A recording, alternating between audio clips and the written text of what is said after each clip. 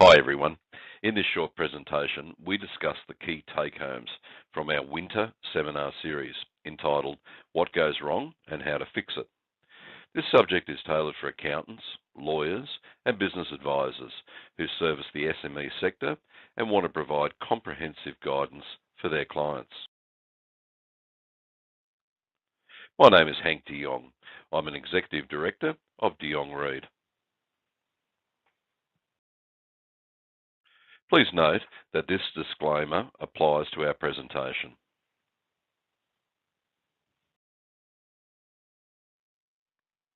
We will focus on four key areas that business owners seem to frequently mismanage. These are corporate structures, related party loan accounts, ATO debts and trade creditors, and management of financial institutions. Let's look at how you can help your own clients right now and how improvements can be implemented in these four key areas. Protect your clients' business assets now. Most small companies trade using one entity, which holds all assets, including plant and IP, as well as running day-to-day business risk through normal trading. This is simply not the best structure to trade with, especially when dealing with an insolvency event, as this would put all assets at risk. What if a trading entity owns all the IP and substantial assets in a business? No problem. Most small businesses start with the one company and then grow. Why not do a corporate restructure now? Get the IP valued, get the assets valued, and sell to an asset holding company. Set up a rental agreement or license agreement between the two entities and make the payment over time, noting that payment must be made. We see many situations where IP and assets are transferred by way of a sale contract, however not supported by valuations, and no consideration is paid. These restructures must be done properly and then managed in accordance with the documentation prepared to give the necessary protection in an insolvency event. Remember, for maximum protection, hold IP and plant in a separate entity. Manage a corporate structure in line with the documentation prepared, such as license agreements, rental agreements, and loan agreements.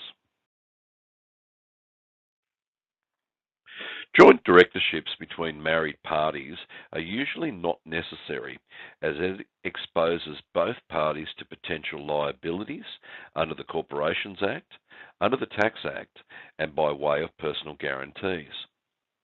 Why expose both parties when only one needs to be utilised?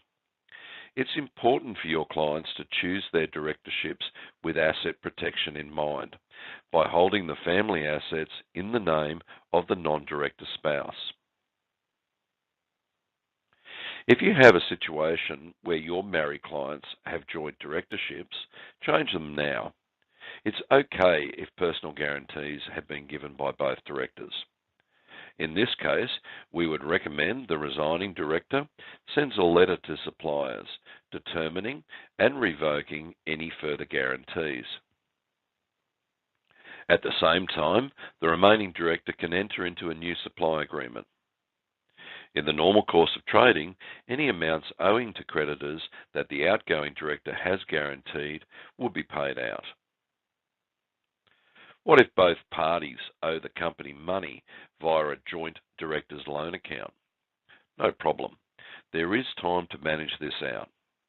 The most important outcome is that the party who has resigned and now owns 100% of the family's assets repays their debt to the company.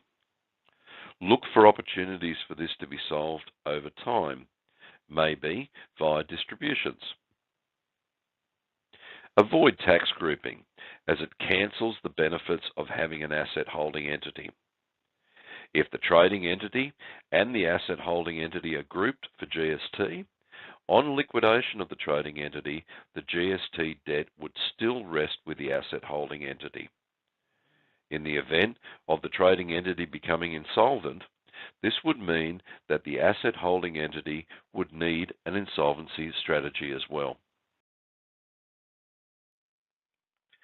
What if the family home is owned by both parties and there is substantial equity? No problem. The non-director could purchase the 50% share in the property from the director. In some states, stamp duty would be payable, so an educated assessment would need to be made on the trading risks of the business. The most important thing here is that the sale of equity needs to be well documented, commercial, and consideration needs to flow between the parties. There is absolutely no problem with a payment plan over time. We see a lot of asset transfers where no consideration is paid and the asset has simply been gifted. This will not stand up in an insolvency event. Very importantly, if you go to the trouble of changing the property to the non-director, you need to consider the flow of funds in making the loan repayments. It's important not only to make sure that the family home is in the name of the non-active partner, it's also important to make sure that this partner makes all home loan repayments moving forward. When a company faces an insolvency, returns are paid on a priority basis. Lodging a charge on the PPSR correctly will give your client distinctive advantages, similar to a bank who normally gets paid first. Therefore, it's imperative to secure all directors' loans by entering into a loan agreement with the corporate entity at the time of the first advance and securing your client's interest on the PPSR as an all-PAP within 20 business days of the advance. Where possible, there should be a plan for considered management of loan accounts from an asset protection point of view and not just tax planning. If an asset holding entity owed money to a trading entity, which was then to face insolvency, this would expose the assets of the asset holding entity. To minimize directors' personal liability, it's important when dealing with the tax office and trade creditors to ensure that your clients report unpaid superannuation by lodging the GSC form with the ATO within 90 days of the due date to avoid a lockdown director penalty notice. Ensure the business activity statement is lodged within 90 days of the due date to avoid a lockdown director penalty in relation to PAYG. Retain a copy of all credit applications signed. Consider setting up a personal guarantee register. Read credit applications properly before signing, with special attention to caveat and equitable interest clauses. Many business owners have unknowingly given an equitable interest in their personal property, which gives the creditor the right to enforce the sale of their property. This is becoming very common in credit applications. Consider striking these off. Refrain from entering into unaffordable payment plans, as these could be deemed as preference payments should the company go into liquidation. Your client should review their banking arrangements now. If there are business lending facilities in place, have a really close look at the lending covenants. Breach of lending covenants is something that catches directors off guard all the time. Whilst in business we take calculated risks, we strongly believe that the family home should never be used to support business debt. Consider using debtor finance to pay out an existing overdraft facility. Debtor finance is advancing funds against the debtors and does not require bricks and mortar security. Whilst marginally more expensive, in our opinion, a much more prudent way for business to fund working capital. Often bank documents have what is known as an all monies clause included, We regularly have clients that have a number of assets that they plan to sell down to access cash in an insolvency event and are surprised to learn that 100% of sales proceeds will go to the bank in reduction of other debts. Avoid having all eggs in one basket. Separating lenders is very doable when times are good.